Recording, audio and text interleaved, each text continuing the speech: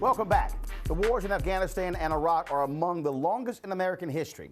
Many of the troops there have had 3 or 4 tours of duty. The U.S. Army Staff Sergeant charged this week in the killing of 17 Afghan civilians was on his 3rd deployment. The Army's suicide rate has soared, and countless veterans return home with post-traumatic stress and difficulty functioning as civilians. And yet, very little is being done to help these soldiers who have risked their lives in service to our country. We're talking about what can and should be done for the troops with Congressman André Carson of Indiana. Congressman, welcome back to the show. Thank you. Now, Army Staff Sergeant Robert Bales is being charged for murder.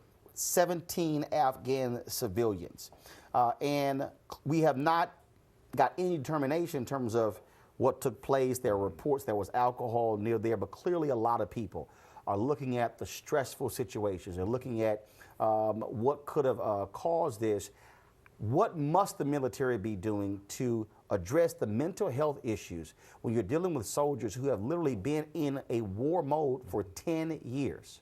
Such a great question. This is the reason why I introduced a bill last year and the president signed it into law December 31st of last year.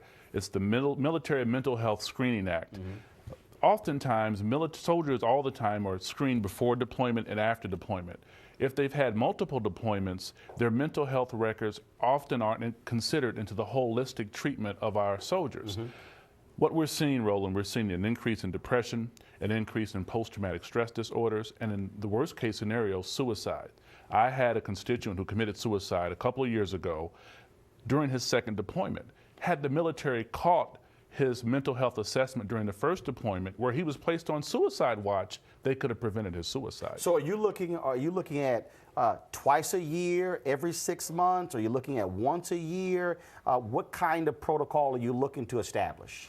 We're looking at having a holistic approach for the military to remove the taboo of mental health out of the military. I come from a family of Marines.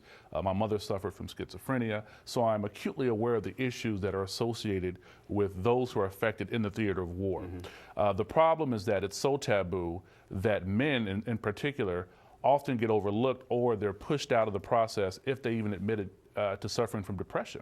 It's a huge issue. So what is in the military mental health law that you want implemented now? Right now, the law as it stands requires pre-deployment screenings and post-deployment screenings. What my bill effectively has done is that it requires the military to include all screenings during the tours of duty, multiple tours of duty. What has been the response thus far from the branches of the military? Have they gotten behind this, or have they said, hey, this is going to be difficult to implement, it's too costly? What have they said? They want it, but we have to remove the taboo. I just sent a letter to Defense Secretary Panetta asking him to expedite this process so that we can open the doors. He's a great defense secretary. He served honorably in Congress and with the CIA, but we want to expedite the process and put the fire into the feet of the military to remove the taboo to help our young men and women. Well, we certainly hope that Congress steps up and the Pentagon steps up as well, because, again, when you hear this kind of story and other stories like that, it clearly shows we've got to confront the issue of mental health when it comes to our soldiers. Absolutely. I would certainly appreciate it, Congressman. Thank you, brother. Appreciate you. All right, thank you. Folks, when we come back, Iyanla Vanzant on putting your life back together after a devastating loss. Stay with us.